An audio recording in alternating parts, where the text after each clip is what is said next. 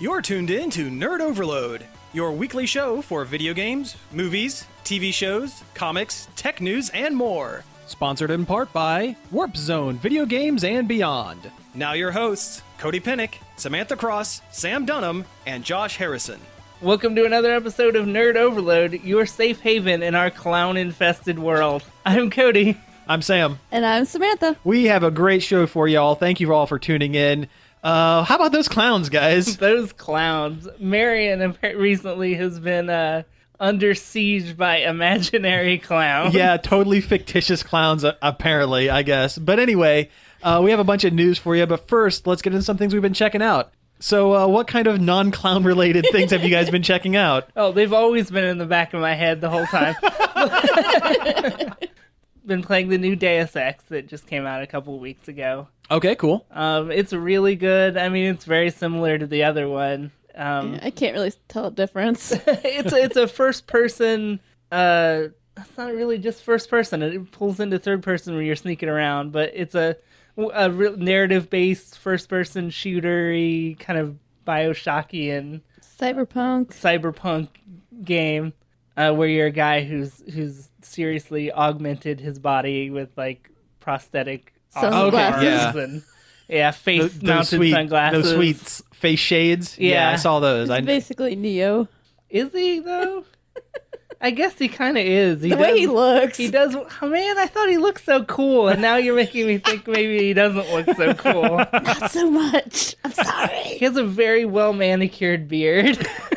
All the hair on there is pretty weird. Yeah, well, like, it's for video game hair, it's pretty good. It doesn't move. But it still, it still looks kind of weird. Just that pasted on, like... Yeah. But it looks nice, though. It looks better than... I don't know how to describe it. You just have to see it. It's better than, like, Metal Gear... Metal Gear... Was it 4? Where, like, Meryl just had, like, a big plastic helmet of hair. So what I'm taking away from this game is... Nice hair. Nice hair. Good beards. Good beard. Clothes are really interesting, too. Oh, yeah. The fashion design is really cool, because it looks just like really cool future clothes. Okay, cool. With a lot of, like... geometric shapes and built a lot of in. clear like plastic too. Yeah, that's kind of Blade Runner-y a little bit. Yeah, it is all very Blade Runner-y. There are a lot of conspiracies and like the main thing that's going on right now. I'm not that far into the game, but he got knocked out in a terrorist bomb. It takes place in a world where there's augmented people and then there's non-augmented people, and they don't get along.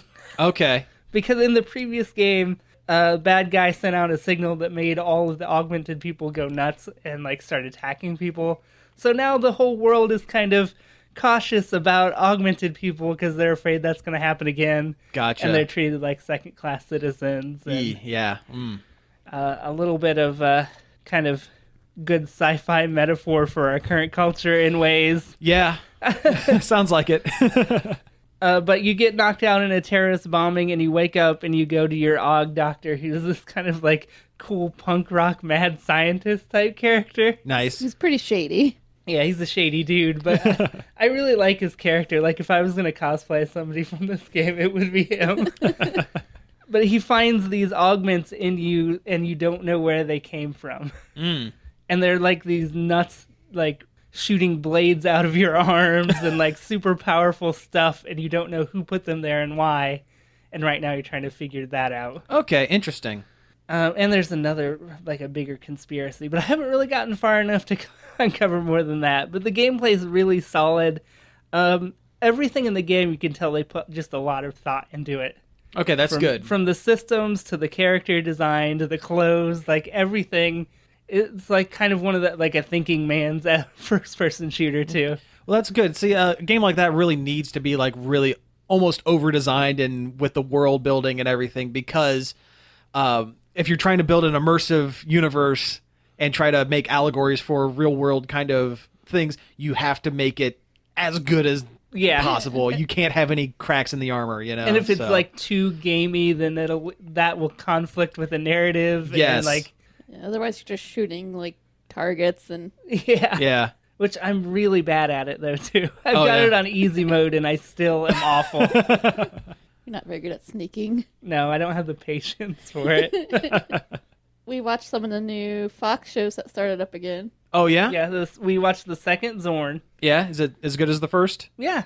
Oh, good. I mean, it's very sitcom-y. Like, if you're going in expecting it to be, like... A zany cartoon. It's not. It's actually pretty grounded as much as a show with a He-Man guy in it is going to be. In the new one, like, his ex-wife is trying to get him to move all his garbage out of their garage, and he's got like a bunch of mystic artifacts in there. And he finds the Stone of Seeing? Yeah. That just lets him spy on people. And he uses it to spy on a girl that his son likes so he can give him tips on how to, like, impress her and stuff. That sounds really sitcom-y. Yeah, it is. Like, That's awesome. like, if you go into it, like, expecting, a goofy sitcom, that's what it is, and it's good. No, that's awesome. That sounds really cool. Have you heard anything about how the show was made? Like, did they use, like, a mocap person in place of Zorn or anything? I know there's a person that they use when they're filming, because in the credits, there's a credit for IRL Zorn. Oh, okay. So there's a stand-in for him, but I don't know how they actually animate it. That'd be something to look up. Yeah. There was a part where his son is holding up his sword with the Seeing Stone on it, and they CG'd the sword. It's 3D. Oh, wow. So it's a little bit of 3D in there along with the 2D Zorn. Interesting. That's really cool. A lot of his jokes about him trying to work in his like crappy job where he sells soap dispensers is pretty good. Like, he refuses to use the script to sell that they give him to sell soap dispensers. He's just talking about just crazy murder stuff. So he's not going back to his island. Like, he's just moved to California. Yeah, he's got like a really sad apartment. But his son comes over and he's like, if you want, I got some meat chilling in the toilet or something. But it's a good show. I like it a lot. It's different than you would expect. Good. Fox needs different. Yeah. And I think it fits in there with the Simpsons and the Bob's Burgers and Family Guy. I'm sorry, I didn't quite hear that last one. Family Guy. I do not like Family Guy anymore. There was a very brief point in my life where I enjoyed Family Guy. Like, when they came back from their first cancellation, like, that one season, Oh, yeah. I think was good. Yeah.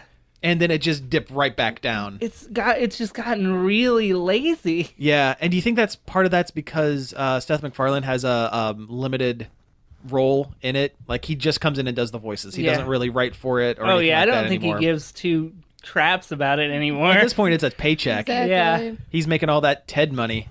I never saw the second Ted. I didn't either, and I heard it was really good. Actually, I enjoyed the first TED. I went into I was the first Ted surprised. thinking I wasn't going to like it, and I Yeah. absolutely did. I Yeah. thought it was pretty good. Seth MacFarlane has it in him to make good things still. He but- does when he cares about it. Yeah. When he's just jobbing it. Like that movie, what was it? The Million Ways to Die in the West or whatever?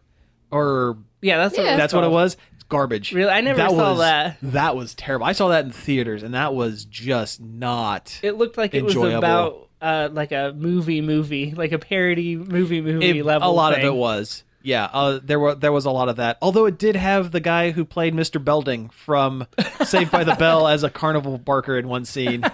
And Django shows up. Jamie Foxx shows up at the end.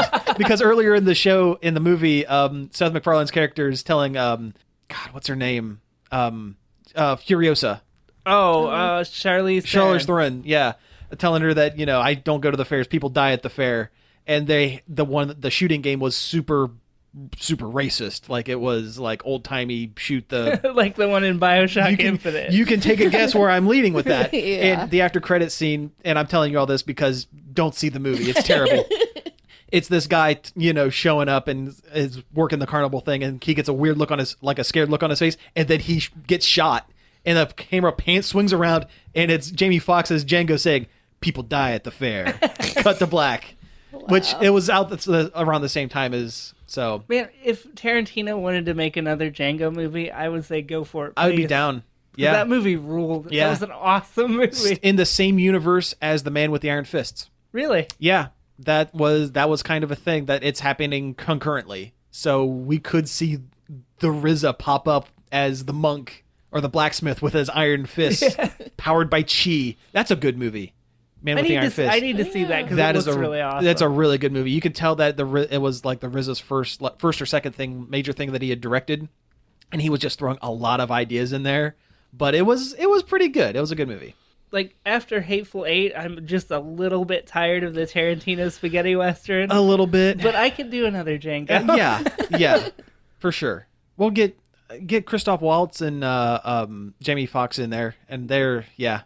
we're good. I mean, Hateful Eight was pretty good. Yeah. Enjoyed it. Yeah. But I don't think it was up to his usual standard. Well, Tarantino's got to slip somewhere. Yeah. No one can be perfect forever. I mean, it was the bottle episode of Tarantino movies because that was the whole conceit of the movie. Yeah, and he hadn't done that before, so Yeah. hey, why not? You want to talk about Batman? Yes, let's talk about Batman. Let's talk about Batman. I played the second episode of Telltale series Batman, Yeah? which actually kind of changes up a lot of Oh, a lot, actually. a lot of Batman mythos. They're Okay. going their own way I with welcome this. it, though. I think it's Okay, interesting. let's hear it. A I lot want more interesting. I want to hear it. Spoilers? Spoilers. Yeah, Yeah. we'll go into it. I won't overly spoil it, but I mean, will. it kind of hinted at Okay, the first let's say thing, but- 5 minutes to spoil it, and then we'll jump back out.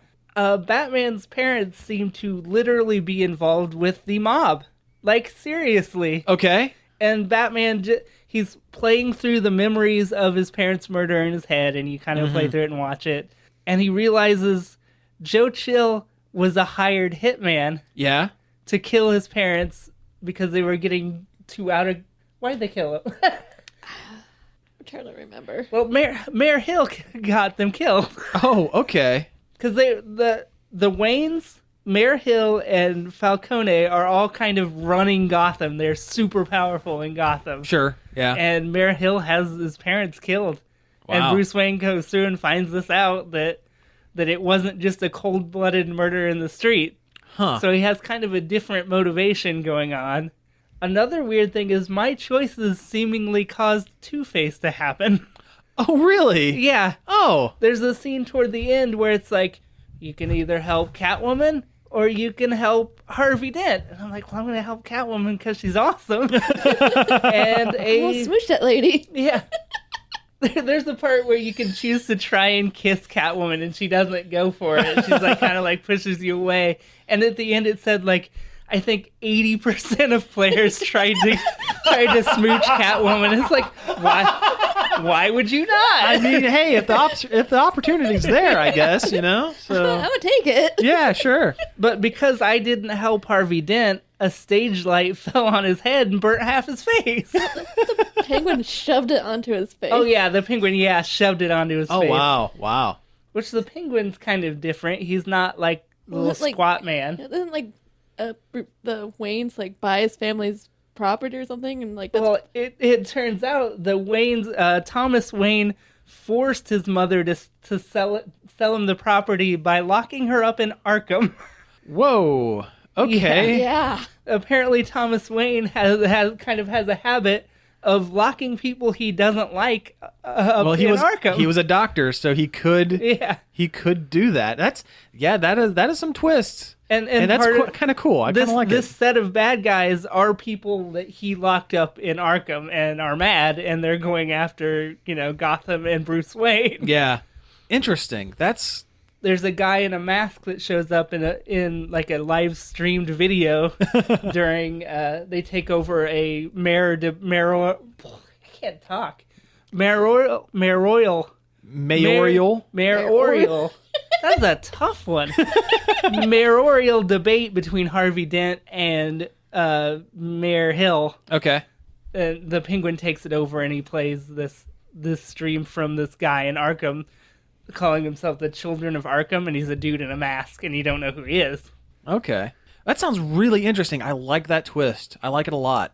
There's a sweet barroom fight with you and Catwoman. Yeah, it's Bruce Wayne and Selena Kyle end up in a barroom fight, and the choreography, the fight choreography is nuts. It's really good. Excellent. The fights didn't feel as forced and crappy with the quick time events this time around. It all around felt like an improvement on the first episode.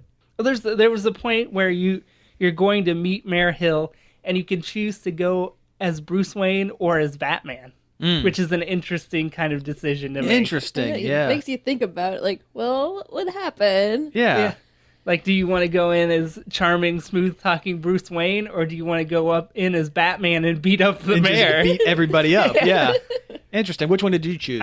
I chose Bruce Wayne. Okay. Because they said something about what is the public going to think if you're dressed as Batman and go punch the mayor? Yeah, true. Good point. And the results on that one was like 50-50 on what the other players did. Oh, really? Oh, wow. It's really interesting to see what other people pick. Yeah, that is cool.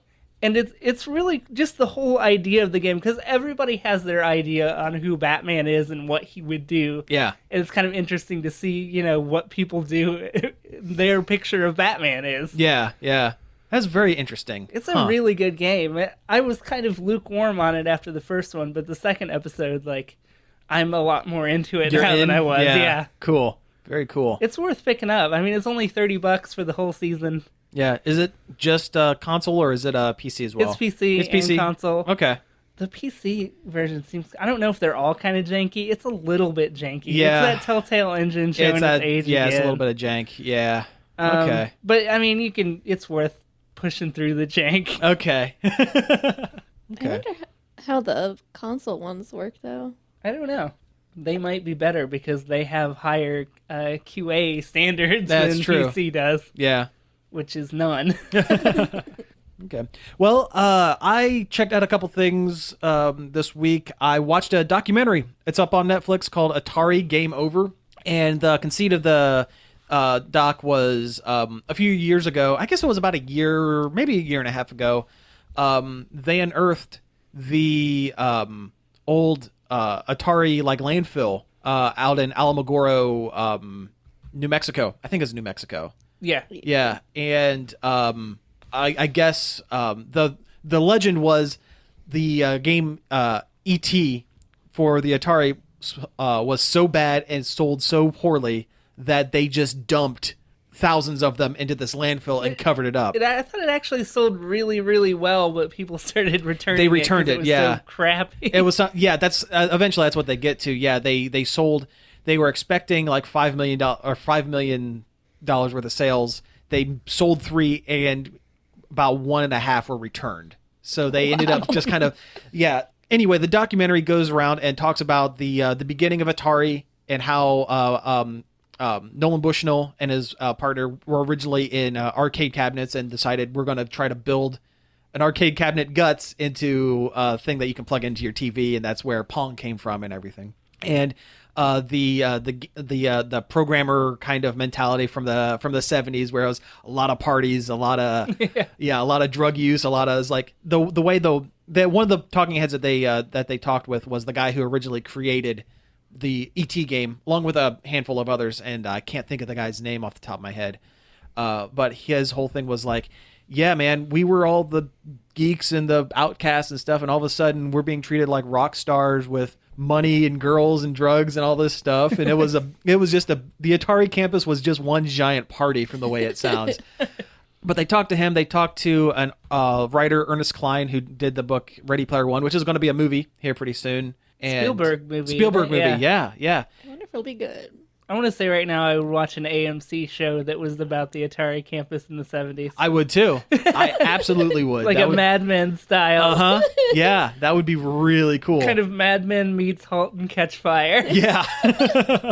Yeah. Or the Silicon Valley kind of kind of take on that. But no, they talk about that. They talk about how the games back then usually took about 6 months to program from scratch, basically. Which is crazy to think about. It's crazy to because you could make those Atari games in about 6 minutes now. Oh, sure, yeah. But back then, it was new. They were pushing boundaries.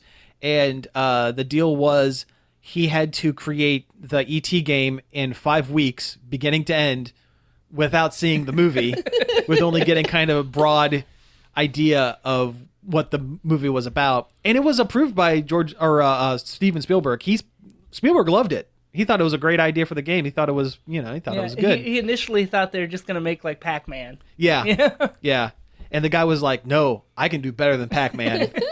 And it was, the game was erroneously labeled as the reason Atari went under. It was the beginning of the end as it turns out, it was happening well before. Yeah, there was a lot of factors. There was a lot, and including the bad Pac-Man port that they did. yeah.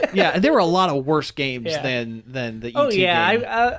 I'll be the first to say ET is not that. It's not an industry-destroyingly bad game. It's not top of the worst games of all time list. No, I wouldn't even like put some it in the people. top 5. No, I wouldn't either. It's- Top 10 maybe, but Yeah, top 5 It's no. just kind of misguided and overcomplicated.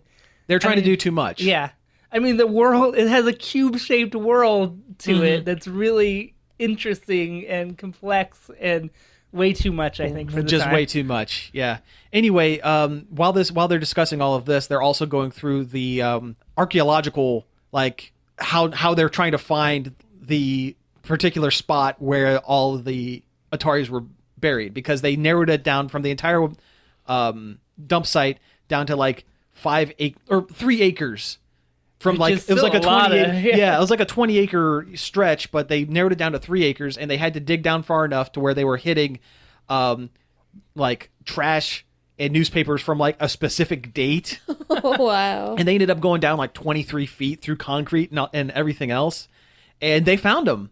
That's the end of the story. Is that they actually found it, and as it turns out, it wasn't just ET. It was a bunch of other games. What it was Atari was on its way out, and they needed to just get rid of unsold stock. So it was a holding company that was so far removed from Atari to not even be associated with them, just paid and dumped it. That's all it was. So it wasn't like there's a treasure trove of ETs. There was like Defender, and there was like really good games in there as well. It was just a warehouse that they just decided to liquidate and dump. But no, the doc is really good. It's only about an hour long, and it's pretty funny. It was directed by a guy named Zach Penn, who actually is a writer for like movies. He did the Fantastic Four movies, the 2 that are okay, Not the latest one. not that the latest everyone one, hated. and not the '94 one, like the 2 that the Jessica Alba ones. Isn't it weird that that's the actress I go to when I think of those Fantastic well, Four movies? I couldn't No, tell that's you. the only anyone person I else could in- think of, yeah. too. Yeah, I guess Michael Chiklis, but Eh. you don't see him. No. Yeah, she's probably the She's biggest probably person in that she movie. really kind of is, yeah. But no, it's interesting. And she plays a woman who's invisible. yeah. But no, the doc's really good. It's online. It's on Netflix. It's only about an hour long. I'd say check it out. It's really, really good. Cameo by George R.R. Martin. Nice. Yeah, at one point, Ernest Cline decided he's going to go to this dig site on the day of the digging in a DeLorean with a stuffed ET from his childhood, and he had to go and get his DeLorean, which he let George R.R. Martin borrow for something. So there's a thing where it's like him shaking George R.R. Martin's hand and going, "Yeah, man, it drives pretty good. All right. Hey, see you later." Get back to work. Why aren't you writing? Yeah, but no, it's really good. The other thing I checked out is I'm still playing Dragon Quest VII. I've been playing. Me too, but at a slower pace. Yeah, I'm about 45 hours in. Well, I have a lot of downtime at my job, but I'm almost through getting all of the islands back. I have like 3 left, which is another about 5 or 6 hours to go. Depending on how much they make you walk. Yeah. And the game has done some really good things about cutting to black and letting you kind of jump, so it kind of saves a little bit of time. But not as much as they should. Not as much as they should. I'm still really enjoying the game. It's bringing back a lot of memories of playing it the first time around. There are a couple little things here and there that, I don't know, I'm kind of, I don't know, just not quite lining up right, but not enough to actually be an actual complaint. Yeah. The biggest thing are the names. The biggest thing is they changed the name on every named character in the game, every named town. Every name has been changed. And it makes looking things up online a bear, because you have to go and look up first what the name was changed to, and then look up the old name, and then look up changes between the old game and the new game to make sure that everything is where it should be. At least they didn't change Kiefer and Maribel. Yeah, they did. They did? Yeah, I thought his name was Prince. his name was Kiefer. That's the only one they really didn't change. Maribel was like something else. It had like a V in it or something Really, like I that. could have sworn it was Maribel. No, it's something else. It was something else. It was That's like how foggy it's my just- memories are. of It's this just game. a little bit off. Like Melvin, the ancient hero of time, is now Mervyn, Mervyn. Mervyn. And yeah, they just changed things just enough to make it really difficult to find anything because there are no strategy guides out for this game. It's too new. So I think their changes go a long way for the flavor of the game, though. And yeah, I agree. it keeps it consistent with the other Dragon Quest games. Yes. But yeah, I can see where it can be a huge pain in the butt, though, too. Yeah. Oh yeah. Also, I like Maribel. Yeah. I do too. She's a real sass basket. Yep, she really is. Yes. There's some bad pop-up on the maps, too. The trees and stuff will just pop into existence. Oh, sure. Yeah. Some of that. Yeah, it's not great, but that's nitpicking. It is. It is. really It's still a nitpicking, 'cause really it good doesn't game. affect gameplay at all. No, not one bit. It's an amazing Dragon Quest. It's just not an incredibly well-paced Dragon Quest. Yeah, The only- is slow. The Oh only my flaw God, I it's could give slow. it is the pacing could use a lot of work. Yeah, like I said, I'm close to 50 hours in, and I'm halfway through the story. It is really, really slow. I mean, it's a lot of game for your value, but True. also a lot of padding. Yeah, and like we were saying before the show, it doesn't care about your time. No, it has no respect for your time whatsoever. No. It's like you're going to jump in. Okay, get ready because here it comes. I mean, at least it's a portable game. True. and you can't suspend the game by closing the case and Yeah, and you so can it's- quick save too. Yeah. So I mean, I guess it's okay, but no, I enjoy the game. Anyway, let's go ahead and take a break here, and when we come back, we'll have some news. Nerd Overload is sponsored in part by Warp Zone, video games and beyond. Warp Zone is the place for all your gaming needs, like modern, vintage, and import video games, as well as gaming collectibles. Warp Zone, video games and beyond is located at 4496 Cemetery Road in Hilliard, 614-219-1997, and Warp Zone on Facebook. All right, we're back. That was Warrior by Stan Bush off the Shadow Warrior 2 soundtrack. Cody, why did we play that song? Because it's a new original song from Stan Bush, the guy that did The Touch from the Touch. Transformers movie. He has the touch and the power. Yeah. Oh my god. Perfect. I was hoping. But they're doing a sequel to Shadow Warrior, which is an old first-person shooter in the style of like Duke Nukem 3D from the late 90s. Mm-hmm. They already did one reboot, surprisingly good. Turned out pretty good. It had the touch in it at the Nice. beginning as kind of a joke. Yeah. And now this new one, the sequel, is actually going to have an original Stan Bush song in it. That's which- excellent. which is pretty cool. You just heard. Yeah. That's really cool. So, very, very cool. I was surprised at how good that Shadow Warrior reboot was. See, I haven't played it, so I'm... They do a lot of interesting things with sword mechanics in first person, Oh, right on. which I mean, that's a good idea for a game called Shadow Warrior, where you can have a sword. Like the original, you had a sword, but it just worked like how crappy melee weapons in first person shooters do. Yeah. The sword is what you used when you ran out of bullets. But in this game, it has like power to shoot beams. You can do spin moves and like all Oh, kinds very of cool cool. stuff, which Excellent. is different for first person. Yeah. That does sound really cool. And they kind of dialed back the main character's personality enough to where it wasn't ridiculous. and Okay. not as kind of racist. The original game was racist. Just the worst like Chinese stereotype jokes you could think of. This Gotcha. game was full of them. Yeah. But they dialed back on that, thank God, and it's actually it's a really good game. You can get it for pretty cheap on Steam if you want to check out the original. I'd recommend it. Excellent. Yeah, I'll have to do that for sure. And listeners, you'll have to try that too. Why not? Let's get into a little bit of news here. And actually, let's start with something that actually popped up last week. We didn't get a chance to talk about the Power Rangers movie. We talked about the Zords. We complained We loudly complained. and long. Yes. I don't know if it was long, but we complained a lot. We complained quite a bit about those Zords. Totally skipping over the actual bit of good news, I guess. They cast Bill Hader as the voice of Alpha 5, the little robot buddy for Zordon, which I mean, Bill Hader's great. he's great. He's a great voice actor. Yeah. I like his stuff. You know he was BB-8, right? Yeah. Yeah. So, I mean, he has a history of doing robot voices, I guess. There's only one thing that kind of I don't know. I'm a little worried about, and a little bit, and it goes along with how I'm worried about the rest of the movie and how it's probably not going to be any good. The thing I see is everything that's come out from this Power Rangers movie has been grim and realistic and gritty and dark and serious and look at us. Oh, whoops! I'm editorializing. Well, oops. Yeah, whoops. Whoops. But they have all this grim, serious stuff, and then all of a sudden, Bill Hader as the voice of the plucky robot. As your pal Robo Goofers. Yeah. So I want that movie. yeah, your pal Robo Goofers. I like that. I like that a lot. But It's okay because they'll change all the voice acting to Tony Shalhoub before the movie comes out. that's it. Yes, Tony Shalhoub and Johnny Knoxville. Yeah. Yeah. Just I don't know. I'm afraid he's going to stick out like a sore thumb, right?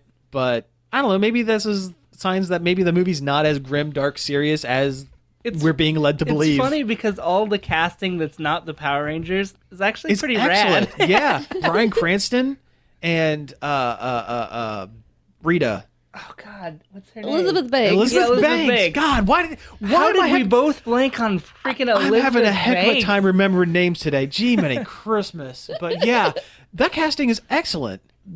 Why are the Rangers a bunch of kids nobody cares about? Yeah, exactly. I mean, they gotta be kids, but I mean, there's probably better kids. There they are could better pick. kids out there. I don't know who, like Taylor Swift and I would actually, you know what? Give her a bad Australian accent and make her Cat from the 3rd season of Power Rangers up through the halfway through Turbo. Yes, I know Power Rangers. Thank you.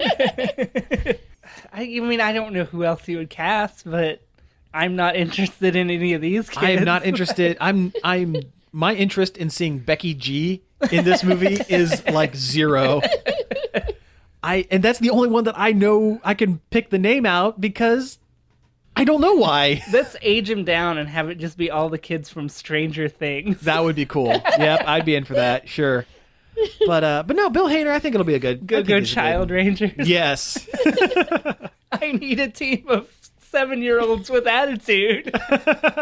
No, they did that too in Zeo. Or no, it was Turbo. It was that kid.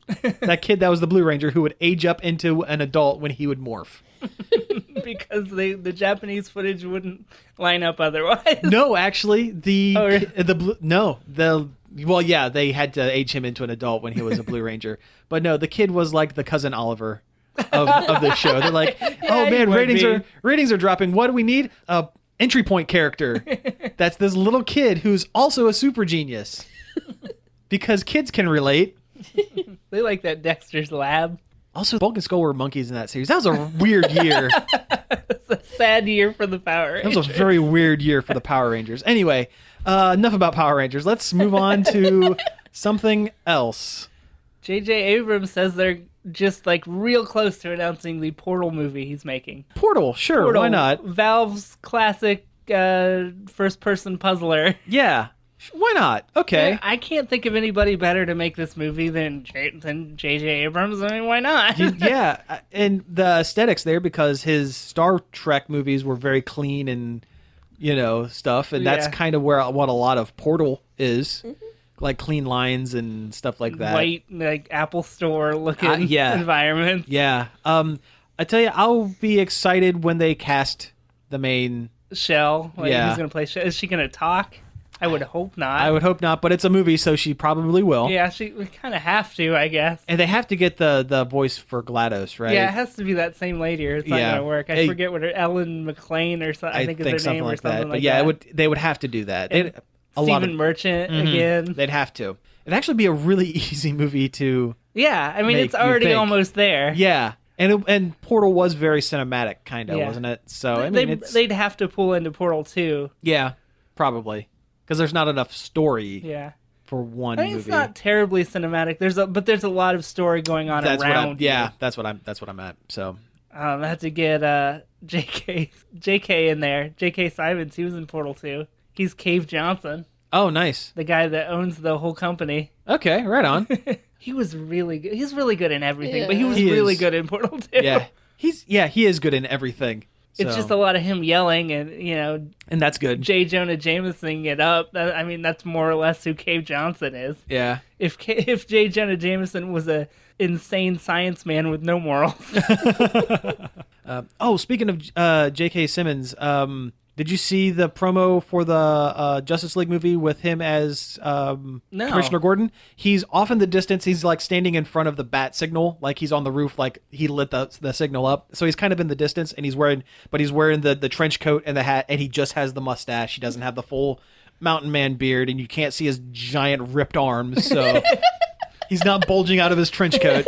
He looked like an older Commissioner Gordon, That's cool. so that's good. That's good. I'm going to miss him in Marvel movies.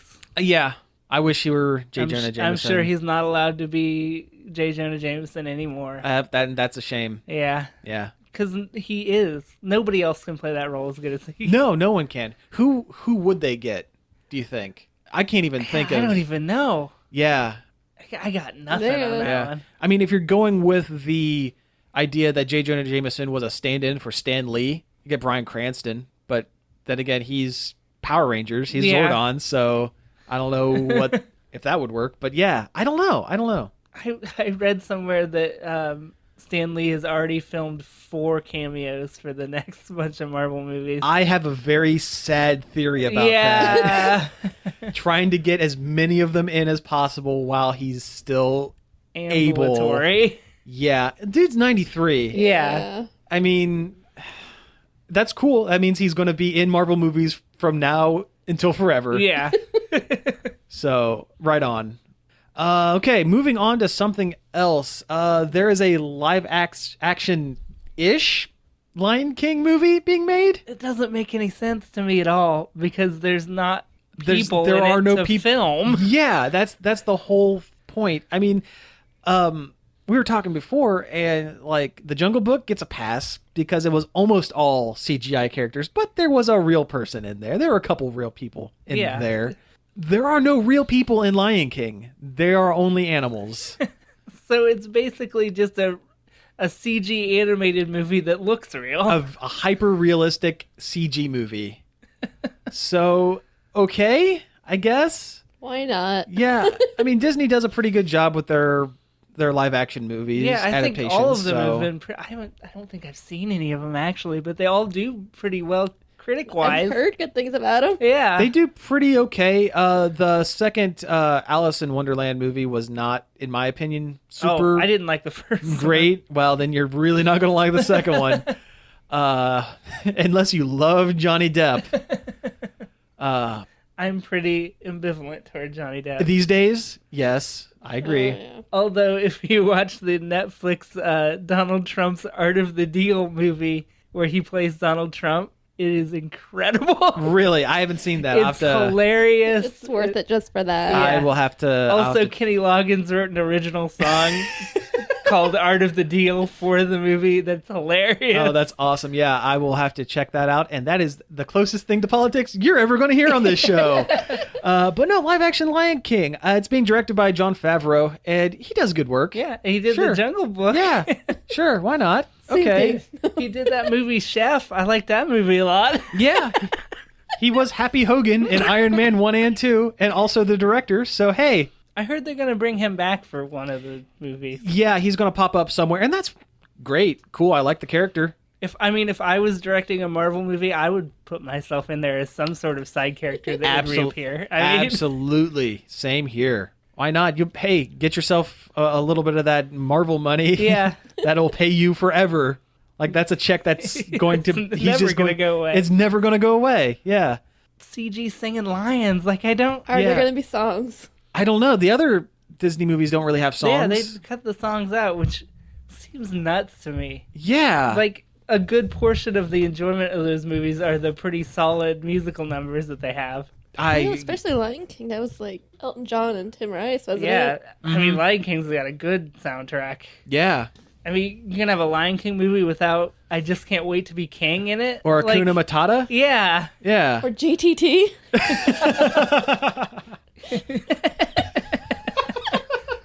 Hey, he's not doing anything. He could come back for it. You know what? He'd be old enough to play old Simba. yeah. So He could be Mufasa. he could be. Oh no, that's got to be. They got to get what's his name? Oh, was it James Earl Jones? James Earl Jones. Yeah. Simba. This is CNN. I am your father. Really, I am. No, seriously. But no, why not? Okay, cool. I'm probably not going to see it. I want to see him get around to Little Mermaid because that's going to be weird to film. That's going to be weird. It's all underwater. Yeah, that would be real weird. That's probably why they've kind of skipped over it because they're still trying to figure it out. I mean, that's going to be a lot of CG, but I mean, it's people. Yeah, it's it is mer people. Like, how the heck are they going to do it? Yeah. Oof, I don't know. They've already locked into doing it too. Like, Yeah. So yeah, I don't know. I hope Beauty and the Beast is good. I've heard good things. I mean, I've heard good Emma things. Watson is pretty great. I think Yeah. that's a good casting as Belle. I agree. I think of the Harry Potter children, I think she has she's the most likely to break out of Yeah. that mold. Where Daniel Radcliffe's he's gonna be going back to the Harry Potter well forever. They do, old Harry Potter, the story, the Cursed Child or whatever. He'll Yeah. probably. Well, he hasn't really had a big movie that he was in other than Harry Potter that was really well received. Not really. I mean, he was in that Now You See Me 2. Oh boy. Yeah. What's that weird doctor show he was on with John Hamm? That got really good. What was that show? The Doctor's Notebook? Something like that. Was it a Netflix or a? I think it was AMC, like a miniseries. I don't know. Yeah, that looked like it was pretty good, but still, he hasn't captured the world's imagination as another character yet No. to separate him from being Harry Potter boy Yeah. for the rest of his life. Yeah. And I mean, what? Rupert Grint, he just owns an ice cream truck. What, really? Yeah, seriously. He bought like an ice cream truck. That's what he does. And that's what he does. Hey, whatever makes you happy, man. Yeah, totally. Hey, I don't know. Sure, why not? Yeah. Just tool around the London countryside in an ice Sell cream ice trunk. cream to kids. Yeah. I mean, That's not weird at all. imagine being that kid that like goes get ice cream and it's freaking Ron Weasley. That'd be pretty rad.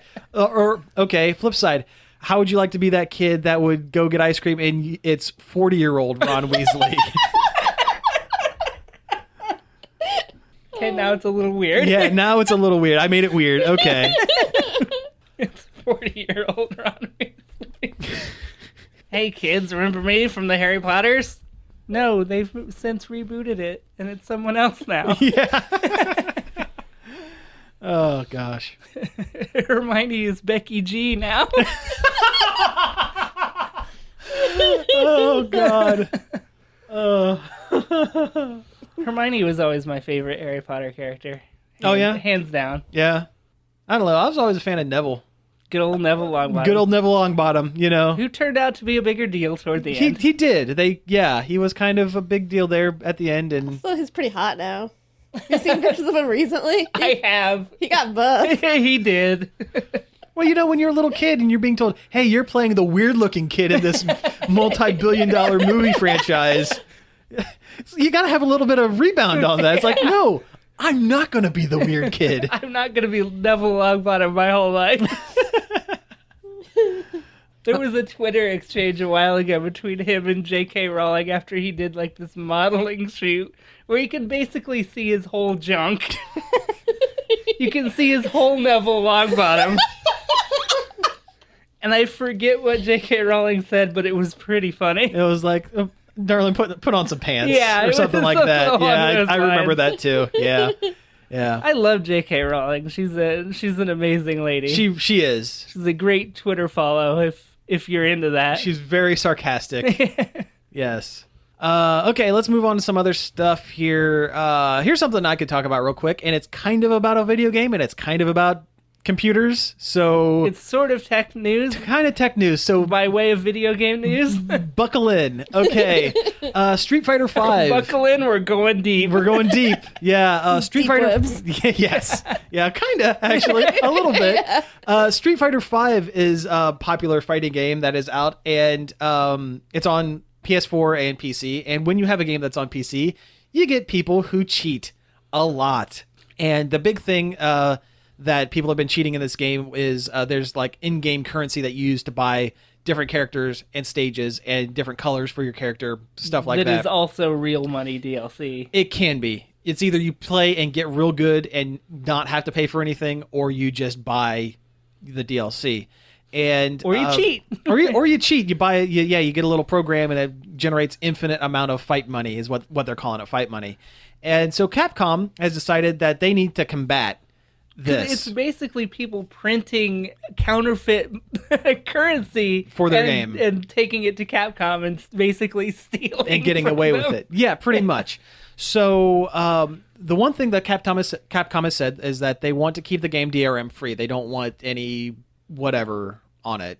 How do you describe DRM to people who might not know what that is? They don't want the stamp of like, this is our game that you are borrowing, kind of sort of like that. They want to keep it. You bought the game, you own the game. It has a pretty healthy mod community too. It does. And they don't want to lose that. Exactly. If you DRM it, then you couldn't do that anymore. Exactly. So what they did instead was they created a little in this latest patch, which was a couple more stages, and they actually added some of the cool things. They added a new character, Urian, who was from Third Strike, is a really interesting character, and they added side of the battle map ring out animations. Oh, nice. So if you punch someone as the final hit on the edge, they'll like get knocked into something, and there's actually one where a bunch of kiwis fly down after you get knocked out. They almost look like they're going to eat you, kind of a little bit. But no, the other thing that they did was they installed something called a rootkit into your System32 file on your PC in a very hidden place. Rootkits are little bits of code that allow a remote user level 0 clearance onto your PC so that they can do whatever they want. Whatever they want. The Capcom is using this as a way to run concurrently with the Street Fighter so that they can scout for specific programs that are running during the game and basically shut off your game.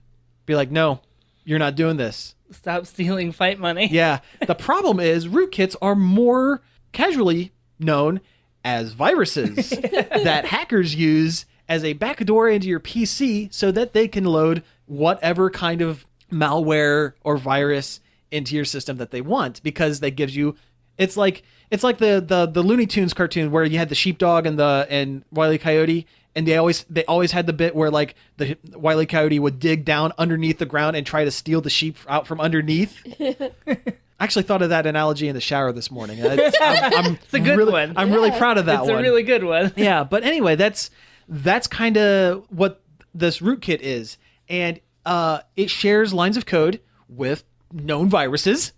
And so It's anyone, going to trip your McAfee. Your McAfee is going to get upset. well, no, it's in behind because it's an officially licensed bit really? of So it's Capcom software, so it gets great. behind your virus protection. So anyone who has half an idea what they're doing when it comes to viruses could theoretically get into any PC that has Street Fighter V installed, which is like a lot of people. And if you own Street Fighter V, you own it on Steam, which if somebody knows your Steam name, they can look it up and see what games you have. And if you have Street Fighter V on there, they now know they can get into your computer. Yep, pretty much. Now, Capcom has rolled this back. Anyone who updates the game now, like I updated it this morning, I waited. Basically, it was a huge download anyway, so I was waiting on it. The update now doesn't have that rootkit in it anymore. But anyone who has like day one, like updated, will have this thing, and the rollback doesn't delete the file off your computer. So you actually have to go into your Windows. Yourself. Yeah, you have to go into your Windows System32 folder and find capcom.sys and delete that out. Get rid of it, because it could cause you major problems. Wow. So yeah, thanks Street Fighter. There should have been somebody at Capcom that's like, hey, this is a really bad idea. And there probably was, but it took a bunch of people on Reddit going, hey, this is really bad, before... Because I can understand them wanting to stop people making their own fight money, because that's more or less stealing straight from Capcom. Oh, I can understand that, but that they went about it like the absolute worst way. Oh, yeah. You Oh, could. absolutely. It was really bad. They should just tie the fight money to your name on a server somewhere, so you can't edit the amounts without going to that server. And that's probably what they're going to end up doing. It's probably going to put a little more lag onto their servers, and that's probably why they didn't do it first. Yeah, because when you have a fighting game, lag is the last thing It is the you want. absolute last thing. It's a death knell for the game. Yeah. Oh, for sure. Like Guilty Gear, the new one, there's lag everywhere. Ugh. Like And the netcode is not good on that game. the last King of Fighters apparently had really bad lag. Yeah, but they're working too. on it. Yeah. They are working on Which it. is from a what I understand. fantastic game, by the way. I know I've said it on the show before that it was great, but I feel like I need to say it again. That King of Fighters is really good. Yeah, I like all the fighters except for that one that has like headphones and the red and blue hands. I don't remember that one. He was one of the new fighters, but he was weird. I just like, was it Sylvia Paula? Oh yeah, Which is basically, I forget what her name is, but a Japanese pop star. Like, they just 100% lifted her whole aesthetic and personality. pretty much. And put Yeah, it in their own character. yeah, pretty much. Her animations are hilarious. Just like even her walking animation is great. Yeah. We have time for one more super quick news article. Let's talk about the Tick. Let's talk about the Tick. Yes. Because we love the Tick here. Yeah. So Tick good fans. news for Tick fans and people who have Amazon Video. They picked up the for a season. They picked up the new Tick show. 10 episodes. Yep. And I'm super excited. Yeah, it's which super great. It's great because that pilot episode was really, was really good. Very, very good. They took it in a different way than what I expected, but Mm-hmm. it was good. Yeah. And I can't wait to see what they do with the rest of the season. Yeah. Like flesh out the rest of the Like story and they're everything. telling an actual story here along Mm-hmm. with the Tick goofiness that you would come to expect. Which is something they don't do very often with the Tick. Yeah. The Tick is not really... The original Tick comic was built for longer stories, but for the most part, it's been like standalone kind of one-shot kind of thing. So it's Yeah. It's really cool to see him actually get like a story arc, for sure. And it's not just the Tick that got picked up. It's all three of their pilot season shows. The Jean-Claude Van Johnson and I Love Dick. Which now we have you saying. Now it we on have me recording. saying that. Yeah, awesome. Awesome. See, here's the thing. I'm the one that edits it, so Oh, that's true. I could just forget to cut that one out if I, yeah. They picked up all three shows, The Tick and Jean-Claude Van Johnson. Yes. But no, this is really cool. I'm really excited for it, and I'm looking forward to actually using my Amazon Video for Yeah. once. I 'Cause have don't. Prime and I never use Same the here. video. I totally forget about it. And you know, even the Amazon app will pop up with pop-up saying, "Hey, don't forget you have Amazon Video. Don't forget, you guys. Don't please Please watch the show. Please remember us." So, but it's great. It's great. I'm I need excited. to dial back on my streaming services. I'm currently subscribed to way too many at once. Oh, really? Yeah, I've got Netflix, I've got Hulu, I've got CISO, Yeah. Crunchyroll, Oh, wow. and Amazon Video. Wow, that's one less than what I have. So, yeah. No, one more than what I have. Sorry, reverse that. I think But- I'm going to drop Crunchyroll even though it's great. Yeah. I mean, I just don't watch enough anime. I mean, I can watch JoJo on the computer. Yeah, exactly. Yeah, exactly. You can find that stuff online. It'll be all right. You'll live. Yeah, I think actually with that, we're just about at time. So you've been listening to Nerd Overload. Thank you very much for tuning in. You can find us each and every day over at nerdoverload.com. This is the part where Josh would tell you that you can find us on Facebook at facebook.com/nerdoverloadradio.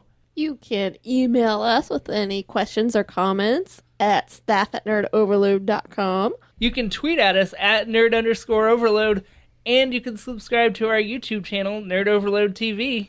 Yep. Which, gets the shows up on there. Yeah, right now that's where a lot of the shows are ending up. We promise there's going to be other content up there eventually. Eventually. But yeah, we're also on iTunes and Stitcher, so you can check us out there. And you know what? I never say this, but why not? If you're on iTunes and you check us out, why not give us a rating and review? Yeah, give us those 5 stars. Because Yeah. it really helps us out. Yeah, we don't get nearly enough of those. Yeah, so we it would be we cool. don't really advertise the show No. anywhere.